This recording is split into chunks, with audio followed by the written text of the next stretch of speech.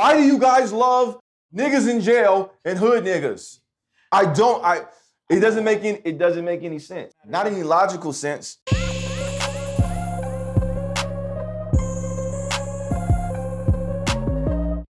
When it comes down to a lot of ladies' choices in men, obviously, I think it's fair to say ladies don't make the best choices in men at this point in time. I think it's very clear observation that they don't know how to choose the right man at this point. Correct.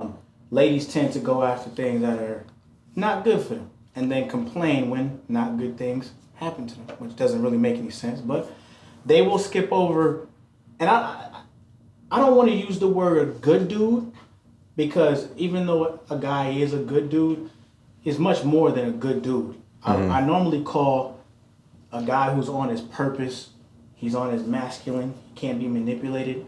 That's a real man. Right. So my conclusion is ladies intentionally skip over the real men. They have shaming names for real men, like he's a lame, he's a square, he's green. I mean, there's a lot of words for the man who is on the straight and narrow, doing his thing. Right. But they rather date gangbangers, thugs, criminals. They are able to be rehabilitated, right? They can get out of jail and get themselves a job and stuff. But in a lot of cases that don't happen. There's a lot of repeated people who continue to make the same mistakes. Their life just goes down the wrong path. Right. But there are women who will wait in line, visit the jail, wait years. Obviously, they money. They're cheating while their man is in jail, so it's not like the guy's getting full loyalty. But there's ladies who will wait for that and skip over good guys, or skip over guys who are not in jail and in their career, in their profession. They'll look right past that guy and wait for the guy in jail. And it's starting to become something that is very clear to a lot of men. We can see it, and guys have said, you know what, you fuck with that kind of guy, you stay with that kind of guy. They're not gonna rescue you anymore, not gonna save you. Right.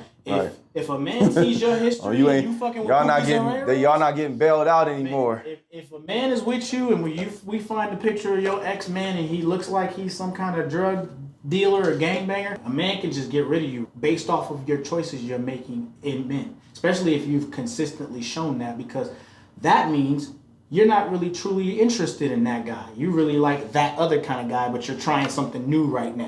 This could just be a temporary thing for you.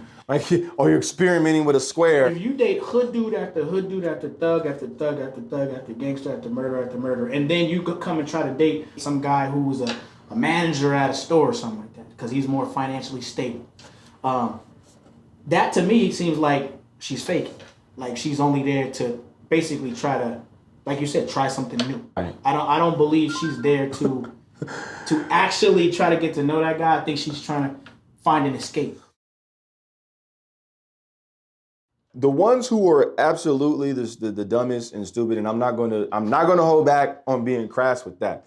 They just keep repeating the same situation over and over again until they die. And it doesn't seem to be working out for me.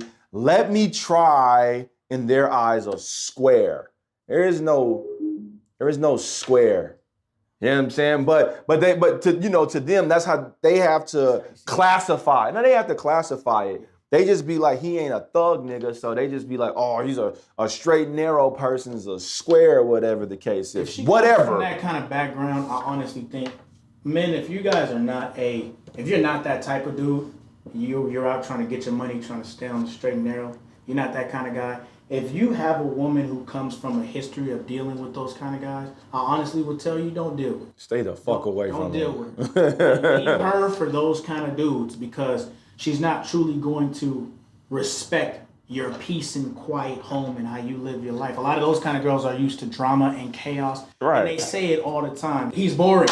He's not, they think you're boring. They looking for excitement. They trapping in the bando with their man and stashing guns in their crotches. Oh, and they love it. Don't take something like that serious. I'm just be honest and say, do not take that serious. You're not trying to wife a woman who thinks that the thug life is a glamorous thing. You know what I mean? I would tell you not even to be fucking with him if you really had the choice. But hey, you might find someone more sexy. You might find yourself in a situation where somebody want to give you something. Okay, cool. Just don't get involved. Right. Emotionally with a lady like that. because there are women out there that don't like men like that. There are women out there who look at thug dudes and they like, I would never, you know? Right. Those are kind of more the women for you. You kind of want to get the women who aren't into that.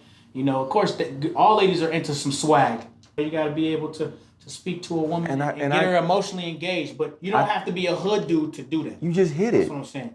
That's what it is. A lot of them just identify. They seem to think that the cool factor or the ultimate swagger and everything that you had got to be wrapped in being a hood nigga. Like maybe they might think they're the coolest nigga on earth, but because of the swag. But no, there's a lot of niggas who are not gang members and who are not hood niggas who are just regular dudes who got ultra confidence and swag. Facts. And some of these niggas be lawyers, be scientists, be like, you know, there's niggas who are kappas from, you know, fraternities and stuff. You can't say these dudes don't got swag. You know what I'm saying? Musicians, there's a lot of people who got swag. And you don't have to be a thug, gun-toting, hood-ass nigga to be a nigga with swag. And I don't know where this idea comes from, like that's the epitome of what that is. You can like that or whatever, but most of the time you guys are just fetishizing that for some reason. Yeah, a guy who's on his mission in life, he's not worried about trying to shoot the next man over a color. Right. Like mentally, we're not even there. We're not worried about trying to fight someone over a block that doesn't belong to us anyway. And that we're trying to get out of if we were there. And we're trying to get up out of the, we're not worried about that. So it's crazy because ladies will pick those kind of lower level thinking men because that is lower level. That's right. To fight somebody over a color and your own brother, somebody who even looks like you. The point of the matter is you're fighting over territory or a property or something that doesn't belong to you, and you're willing to kill somebody who look like you. That's only going to keep the cycle continuing because now that person's family wants to come and kill somebody from your side because you killed somebody from his side. Right, retire. And it's a dangerous thing.